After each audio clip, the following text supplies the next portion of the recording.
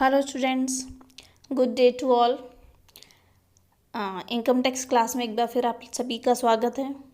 मैं Namrata Hasani, assistant professor ABST government college Merta city. Income tax की ये हमारी सेकंड क्लास है। फर्स्ट क्लास में हमने इंट्रोडक्शन ऑफ इनकम टैक्स के बारे में बात की थी। फर्स्ट क्लास में हमने देखा था टैक्स क्या होते हैं, टैक्स के कितने प्रकार के होते हैं, डायरेक्ट टैक्स किसे कहा जाता है, इनडायरेक्ट टैक्स क्या होते हैं, दोनों कैटेगरीज में कौन कौन से टैक्स इंक्लूड हैं, और हमारा जो पेपर है income tax law and accounts वो किस टाइप का टैक्स है। हमने देखा था कि इनकम टैक्स डायरेक्ट टैक्स है। अच्छा, इसके अलावा हमने बात की थी कि इनकम टैक्स लॉ में क्या क्या इंक्लूड होता है। Income tax act 1961, income tax rules 1962, notification, circulars, orders, explanations and court cases, ये सब हमारे इनकम टैक्स लॉ के पार्ट हैं। इसके अलावा मैंने आपको बताया था कि जो आयकर है वो सिटीजनशिप पर बेस्ड टैक्स नहीं है। Income tax can not be charge on the basis of citizenship, it is to be charge on residential status of a person in India. निवास स्थिति के आधार पर चार्ज किया जाता है, लगाया जाता है, ना कि नागरिकता के आधार पर। निवास स्थिति की डेफिनेशन हमें सेक्शन 6 में दी गई है, ये हम आगे देखेंगे। अच्छा, इसके अलावा हमने बात की थी कि जो हमारा एक्ट है इनकम टैक्स एक्ट वो सेक्शंस में डिवाइडेड है। कितने सेक्शंस हैं टोटल? 298 सेक्शंस। तो जितने भी रूल्स बने हुए हैं टैक्स एक्ट में वो सारे इन्हीं सेक्शंस में बटे हुए हैं। अच्छा, सेक्शन फर्स्ट के बारे में हमने देखा था। क्या देखा था सेक्शन फर्स्ट के बारे में? कि सेक्शन फर्स्ट जो है वो ये बताता है कि ये टैक्स कब से लागू हुआ, टैक्स का नाम क्या है। तो 3 बातें मैंने इसमें आपको बताई थी सेक्शन फर्स्ट में। सेक्शन फर्स्ट हमें क्लियर करता है this is income tax act 1961 come into force with effect from 1 April 1962, applicable through out India including J&K। इतना हम लेक्चर फर्स्ट में बात कर चुके हैं। आज हम सेक्शन सेकंड की बात करेंगे। सेक्शन सेकंड में डेफिनेशंस दे रखी हैं, परिभाषाएं दी हुई हैं। जो भी शब्द एक्ट में यूज़ होते हैं, पूरे अधिनियम में शब्द जो वर्ड्स यूज़ हुए हैं उनका क्या अर्थ है, उनका क्या अर्थ लिया जाना है, ये डेफिनेशंस हर एक्ट में सेक्शन 2 में ही दी हुई होती है। तो हमारे इनकम टैक्स एक्ट 1961 में का जो सेक्शन 2 है उसमें भी डेफिनेशंस दे रखी हैं। तो सेक्शन 2 में जो डेफिनेशंस गिवन है वो इतनी ज़्यादा हैं कि उन सब के बारे में हम बात ही नहीं कर सकते। बहुत ज़्यादा डेफिनेशंस हैं कि इतना बड़ा एक्ट है, उस एक्ट में कितने सारे शब्द यूज़ हैं, उन शब्दों का क्या मतलब लिया जाना है वो सब सेक्शन 2 में दिया गया है। तो इतना तो हम अपनी क्लास में इतने सारे डेफिनेशंस के बारे में बात कर सकते हैं और ना ही आपकी बुक में सारी डेफिनेशंस बताई हुई हैं। तो जो मेन डेफिनेशंस हैं हम उनके बारे में बात करेंगे। जो मेन वर्ड्स जो स्टार्टिंग से हमें बार बार यूज़ होंगे इनके बारे में हम सेक्शन 2 में अभी बात करेंगे। तो देखिए यहाँ पे मैंने दिया है सेक्शन 1 में आप स्कोप ऑफ एप्लीकेबिलिटी के बारे में बात करता है। सेक्शन 2 जो है वो डेफिनेशंस के बारे में बात करता है। सेक्शन 3 प्रीवियस ईयर के बारे में हमें बताता है। तो सेक्शन 3 में भी सिर्फ प्रीवियस ईयर की डेफिनेशन ही दे रखी है कि प्रीवियस ईयर का क्या मतलब है, वो सेक्शन 2 में डिफाइन ना करके सेक्शन 3 में डिफाइन कर रखा किया हुआ है एक्ट में। और सेक्शन 4 जो है चार्जिंग सेक्शन है। चार्जिंग सेक्शन मीन्स सेक्शन 4 ही ऐसा सेक्शन है जो इनकम टैक्स लगाने का अधिकार प्रदान करता है। यही वो सेक्शन है, ये धारा है जो ये अधिकार प्रदान करती है कि हाँ आयकर लगाया जा सकता है। तो सेक्शन 2 पर जाने से पहले और इम्पॉर्टेंट डेफिनेशंस देखने से पहले एक बार हम सेक्शन 4 को रीड करते हैं, ठीक है। तो मैं सबसे लास्ट में आती हूँ सेक्शन 4 पे।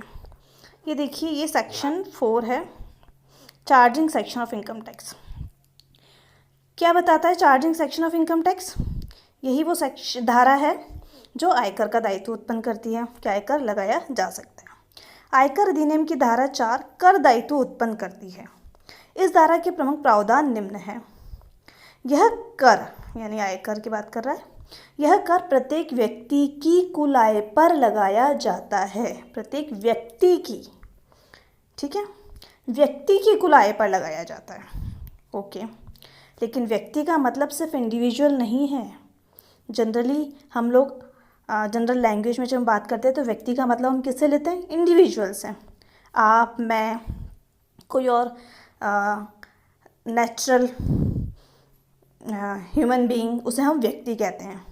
लेकिन इनकम टैक्स में व्यक्ति का क्या मतलब है कि हम अभी पढ़ेंगे। व्यक्ति की कुल आय पर लगाया जाता है, ठीक है। आय में क्या क्या इंक्लूड है ये भी अभी हम डेफिनेशन में देखेंगे। कुल आय की गणना अधिनियम के प्रावधानों के अनुसार की जाती है। तो कुल आय की गणना करने के लिए अधिनियम में क्या प्रावधान बने हुए हैं ये हमें देखना है। यह कर निर्धारण वर्ष में लगाया जाता है। कर निर्धारण वर्ष में लगाया जाता है, असेसमेंट ईयर। सामान्यतः गत वर्ष की आय पर कर लगाया जाता है। तो कर निर्धारण वर्ष क्या है, गत वर्ष क्या है, ये हमें डेफिनेशन में कवर करना है। कर की दरें प्रत्येक वर्ष वित्त अधिनियम द्वारा निर्धारित की जाती हैं। प्रावधान होने पर कर की कटौती उद्गम स्थान पर कर दी जाती है अथवा कर का भुगतान अग्रिम रूप से करना पड़ता है, ठीक है। अभी मैंने आपका सेक्शन 4 एक बार रीड किया है, सिर्फ ये समझाने के लिए कि हमें क्या क्या परिभाषाएं, जो महत्वपूर्ण परिभाषाएं हैं वो कवर करनी है। हम वापस आएंगे सेक्शन 4 पे, तब इस पॉइंट नंबर 5 और 6 की भी बात करेंगे, ठीक है। तो देखिए मैंने इसमें कुछ वर्ड्स को अंडरलाइन किया हुआ है, जैसे व्यक्ति, आय, अधिनियम के प्रावधान, कर निर्धारण वर्ष, गत वर्ष। तो आयकर लगाने के लिए इन सारे शब्दों का मतलब हमें पता होना चाहिए। आते हैं हम हमारे डेफिनेशन पार्ट पर, ऊपर आते हैं, वापस आ जाइए। Definitions, definition, important definition, section 2। किसी भी अधिनियम को भली भांति समझने के लिए यह आवश्यक है कि उसमें प्रयोग किए गए विशिष्ट शब्दों के अर्थ एवं क्षेत्र की जानकारी प्राप्त कर ली जाए। आयकर अधिनियम की धारा 2 एवं 3 में अनेक ऐसे शब्दों की परिभाषा दी गई है जिसका प्रयोग अधिनियम में उसी अर्थ में किया गया है, ठीक है। सबसे पहले हम देखते हैं पर्सन। हमने आगे अभी देखा सेक्शन 4 में, सेक्शन 4 क्या कहता है, यह कर व्यक्ति की कुल आय पर लगाया जाता है। व्यक्ति की कुल आय पर, लेकिन व्यक्ति का क्या मतलब है वो हम देखते हैं। तो हमारा जो इनकम टैक्स एक्ट है इसका सेक्शन 2 क्लॉज 31 हमें बताता है कि व्यक्ति से क्या मतलब है। व्यक्ति में निम्नलिखित शामिल है: इंडिविजुअल यानी नेचुरल ह्यूमन बीइंग, आप और मैं। हिंदू अविभाजित परिवार यानी एक हिंदू अनडिवाइडेड फैमिली को भी व्यक्ति माना जाता है, व्यक्ति की परिभाषा में इंक्लूड है। अगर कोई इनकम, कोई फैमिली अर्न कर रही है, हिंदू अनडिवाइडेड फैमिली को इनकम अर्न कर रही है, हिंदू अनडिवाइडेड फैमिली के पास कोई एंसेस्ट्रल प्रॉपर्टी है, पैतृक संपत्ति है, और संपत्ति को किराए पर देने से जो इनकम अर्न हो रही है वो उस हिंदू अनडिवाइडेड फैमिली की इनकम है, तो ये कह के इनकम टैक्स देने से नहीं बच सकती कि आयकर तो व्यक्ति की आय पर लगाया जाता है, परिवार की आय है ये, तो परिवार की आय पर आयकर नहीं लगाया जाता है। तो ऐसा नहीं है। हमारा एक्ट क्या कहता है, व्यक्ति में हिंदू अनडिवाइडेड फैमिली भी शामिल है। अच्छा, थर्ड क्या है, कंपनी यानी कंपनी की आय पर कर लगेगा। साझेदारी फर्म की आय पर कर लगेगा। व्यक्तियों का समुदाय अथवा व्यक्तियों का समूह। एसोसिएशन ऑफ पर्सन एओपी और बॉडी ऑफ इंडिविजुअल्स यानी बीओआई क्या होता है ये भी हम देखते हैं। अच्छा, नेक्स्ट क्या दिया, स्थानीय सत्ता, लोकल ऑथोरिटी, स्थानीय सत्ता जैसे नगर पालिका, नगर निगम, इसे भी आयकर अधिनियम में व्यक्ति की परिभाषा में शामिल किया गया है। और जब इसे व्यक्ति की परिभाषा में शामिल किया गया है तो इस पर भी कर लगेगा, क्योंकि चार्जिंग सेक्शन क्या बोलता है, व्यक्ति की कुल आय पर लगाया जाता है। और लोकल अथॉरिटी को भी व्यक्ति माना गया है। इट मीन्स गवर्नमेंट ने, एक्ट ने टैक्स के मामले में गवर्नमेंट को भी नहीं छोड़ा, लोकल अथॉरिटी को भी नहीं छोड़ा, उसे भी टैक्स देना है अगर इनकम है तो। कृत्रिम कानूनी व्यक्ति, आर्टिफिशियल जुडिशियल पर्सन। अब आर्टिफिशियल जुडिशियल पर्सन में कौन आते हैं, जैसे यूनिवर्सिटीज़ होती हैं, बोर्ड होते हैं, तो ये जो यूनिवर्सिटीज़ हैं, बोर्ड्स हैं, ट्रस्ट हैं, मंदिर है, मस्जिद हैं, तो इनके पास जो इनकम आती है वो ऊपर की किसी भी कैटेगरी में देखो नहीं आ सकती। ना तो वो इंडिविजुअल्स हैं, ना वो कंपनी के फॉर्म में रजिस्टर्ड होते हैं, ना वो पार्टनरशिप होते हैं। तो ऐसे ऑर्गेनाइजेशंस की जो इनकम होती है उसको टैक्सेबल करने के लिए अधिनियम में क्या प्रावधान किया गया है कि कृत्रिम कानूनी व्यक्ति की आय पर भी कर लगाया जाएगा। कृत्रिम कानूनी व्यक्ति को भी पर्सन की डेफिनेशन में इंक्लूड किया गया है। अच्छा, एओपी और बीओआई देखना है हमें। एओपी क्या होता है? Association of persons. Association of persons, और पर्सन्स में क्या क्या इंक्लूड है, यही डेफिनेशन हमें बता रही है कि पर्सन में इंडिविजुअल भी इंक्लूड है, एचयूएफ भी इंक्लूड है, कंपनी भी इंक्लूड है, आर्टिफिशियल पर्सन भी इंक्लूड है और स्थानीय सत्ता भी इंक्लूड है। तो अगर एक एचयूएफ और एक पार्टनरशिप फर्म या फिर एक फर्म और एक कंपनी, ये दोनों मिलकर कोई बिजनेस कर रहे हैं और उससे कोई इनकम अर्न हो रही है, तो वो भी टैक्सेबल होगी। वो लोग ये कहकर नहीं बच सकते टैक्स देने से कि ना तो अकेले एचयूएफ बिजनेस कर रही है और ना कंपनी बिजनेस कर रही है, ये दोनों कंबाइंड बिजनेस कर रही हैं। तो आप कौन से नॉर्म्स के अकॉर्डिंग टैक्स लगाओगे इन पर? जब ये कंबाइंड फॉर्म में करेंगी बिजनेस तो कोई टैक्स का प्रावधान ही नहीं है। तो ऐसा कहकर वो टैक्स से नहीं बच सकते। इसके लिए क्या व्यवस्था की गई है एक्ट में? एसोसिएशन ऑफ पर्सन्स, व्यक्तियों का समुदाय, और व्यक्ति में तो ये सारे इंक्लूड है।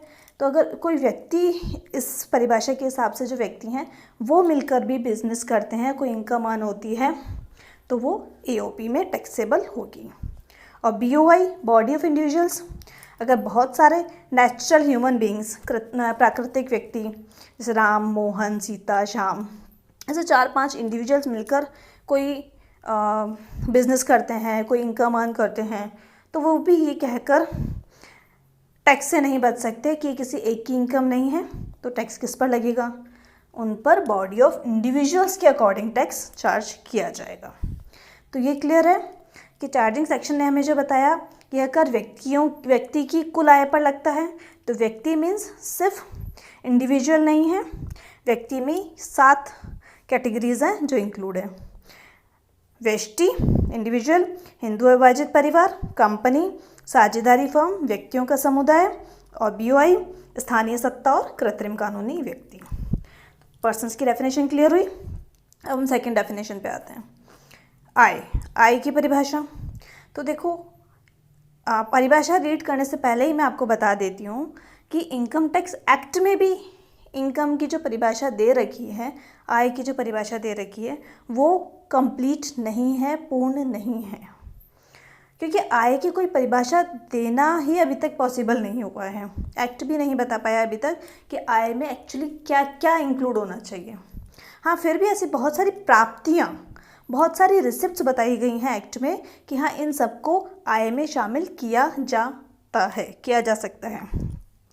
तो क्या क्या प्राप्तियाँ एक्ट ने बताई हैं ये हम देख लेते हैं एक बार। देखो कहाँ दी है इसकी परिभाषा आय की? धारा 2 और क्लॉज 24, सेक्शन 2 क्लॉज 24 में आय की परिभाषा दी गई है। आयकर आय पर कर है, अतः आय शब्द की परिभाषा अत्यंत महत्वपूर्ण है। आयकर अधिनियम में आय की स्पष्ट एवं पूर्ण परिभाषा कहीं पर भी नहीं दी गई है। Note this line. आयकर अधिनियम में आय की स्पष्ट एवं पूर्ण परिभाषा कहीं पर भी नहीं दी गई है, इसलिए हमेशा डिस्प्यूट रहता है कि कौन सी इनकम में इंक्लूड होगी या नहीं, लेकिन ऑलमोस्ट सारी ही इनकम मानी जाती है। कोई भी प्राप्ति जो होती है वो आयकर अधिनियम के अनुसार इनकम मानी ही जाती है। केवल धारा 224 में उन प्राप्तियों का उल्लेख किया गया है जो आय में सम्मिलित की जाती हैं। कौन कौन सी प्राप्तियां बताई हैं एक बार देख लेते हैं। देखो, लाभ, लाभांश, स्वैच्छिक चंदे वो पुण्यार्थ संस्थाओं वगैरह को मिलते हैं, ऐच्छिक चंदे, वॉलंटरी सब्सक्रिप्शंस, अनुलाभ या वेतन के स्थान पर मिले हुए लाभ। वेतन के स्थान पर लाभ क्या होते हैं? देखिए, माने कोई एम्प्लॉय है, उसको कंपनी ने सैलरी तो पे करती है और सैलरी तो आपकी इनकम में आएगी ही, इसके अलावा उसको कोई फैसिलिटी प्रोवाइड करा रखी है, जैसे कंपनी की तरफ से उसको रहने के लिए घर दिया हुआ है, ठीक है, या उसको आने जाने के लिए कैब की फैसिलिटी प्रोवाइड कराई हुई है, या उसको कुक की फैसिलिटी प्रोवाइड कराई हुई है, और इन सब का पेमेंट वो खुद नहीं करता है, वो एम्प्लॉय नहीं करता है, कंपनी की तरफ से किया जाता है। तो ये जो फैसिलिटीज़ हैं इसकी जो एस्टिमेटेड वैल्यू होगी वो भी वेतन के स्थान पर लाभ माना जाता है, क्योंकि अगर ये फैसिलिटीज़ कंपनी उसको प्रोवाइड नहीं कराती तो इसकी जगह वो उसको कैश पेमेंट करती, सैलरी उसकी ज़्यादा होती, तो इन फैसिलिटीज़ की जो वैल्यू होती है वो भी आय मानी जाती है, वेतन के स्थान पर मिला हुआ लाभ माना जाता है, और वो टैक्सेबल है income, as a income tax में। अच्छा, निजी व्ययों की पूर्ति हेतु अर्थात जीवन निर्वाह की बढ़ी हुई लागत की क्षतिपूर्ति हेतु स्वीकृत विशेष भत्ता, जो भी अलाउंस मिलते हैं सारे टैक्सेबल होते हैं। निर्यातकर्ता को स्वीकृत आयात लाइसेंस की बिक्री से होने वाला लाभ, एक्सपोर्टर है उसको इंपोर्ट लाइसेंस भी स्वीकृत किया हुआ है, अब वो उस इंपोर्ट लाइसेंस को किसी और को सेल कर देता है तो उससे जो उसको इनकम प्राप्त होती है, जो रिसिप्ट्स होती हैं वो भी यहाँ टैक्सेबल है। तो देखो ऑलमोस्ट हर चीज़ टैक्सेबल है। भारत सरकार की किसी योजना के अनुसार किसी व्यक्ति को निर्यातों के बदले में दी गई नगद सहायता, वो एक्सपोर्ट कर रहा है और इसके लिए उसको फैसिलिटी दी जा रही है, कोई नगद सहायता दी जा रही है, तो वो जो कैश सब्सिडी उसको मिल रही है वो भी टैक्सेबल है एज ए इनकम।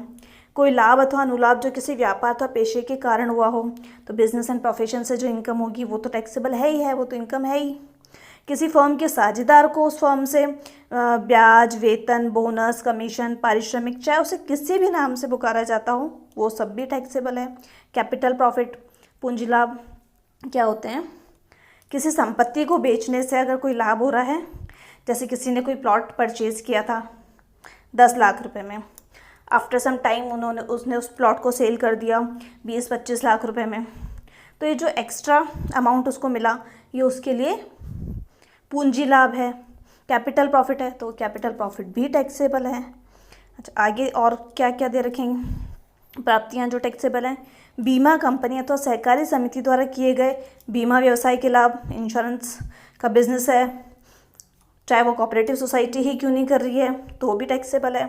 सहकारी समिति द्वारा अपने सदस्यों के साथ संचालित बैंकिंग के किसी भी व्यवसाय के लाभ, आगे देखिए, लॉटरी, वर्ग पहेली, घुड़दौड़, ताश के खेल, शर्त, जुए में जीती गई रकम। अब देखो ये जुआ खेलना, लॉटरी, ये सब वैलिड है या इनवैलिड है, लीगल है या इलीगल है, ये अलग बात है, लेकिन इससे जो इनकम हो रही है वो टैक्सेबल है। ठीक है, लीगल इलीगल की बात हम अलग करेंगे, बट जुआ भी, अगर जुए से भी कोई रकम जीती जाती है तो वो भी इनकम में काउंट होगी। चलिए, तो मतलब इस टाइप से बहुत सारी प्राप्तियों के ऐसे उदाहरण हमें धारा 2 में दे रखे हैं। यहाँ जो मैंने नोट किए हैं इसके अलावा भी बहुत सारे उदाहरण हैं जो आपको बुक में मिलेंगे, जो धारा 2 के अनुसार प्राप्तियों में इंक्लूड होते हैं। जैसे हम आगे पढ़ेंगे वैसे हमारे सामने आएंगे, हम उनको डिस्कस भी करेंगे। अभी इतना क्लियर है कि आय की जो परिभाषा है वो बहुत ही वाइड है और अभी तक भी क्लियर नहीं है। आय की परिभाषा अपूर्ण एवं अस्पष्ट है। वास्तव में आय की कोई पूर्ण परिभाषा देना ही कठिन है। आय की परिभाषा देने में कर जांच आयोग ने भी अपने आप को असमर्थ पाया है, मतलब एक्ट भी अभी तक कंप्लीट और निश्चित परिभाषा आय की नहीं दे पाया है। ठीक है, चलिए, फिर भी हमें मोटे तौर पर समझ में आया कि आय में हमें क्या क्या शामिल करना है, किस किस पर टैक्स लगेगा। तो हमने देखा व्यक्ति में क्या क्या शामिल हैं और आय में क्या क्या शामिल हैं। अब हमें देखना है करदाता किसे कहते हैं। इट मीन्स करदाता की क्या परिभाषा दी गई है हमारे आयकर अधिनियम में, कर निर्धारण वर्ष, गत वर्ष, इनकी क्या परिभाषा दी गई है, ये हम नेक्स्ट क्लास में कवर करेंगे। ठीक है, थैंक यू।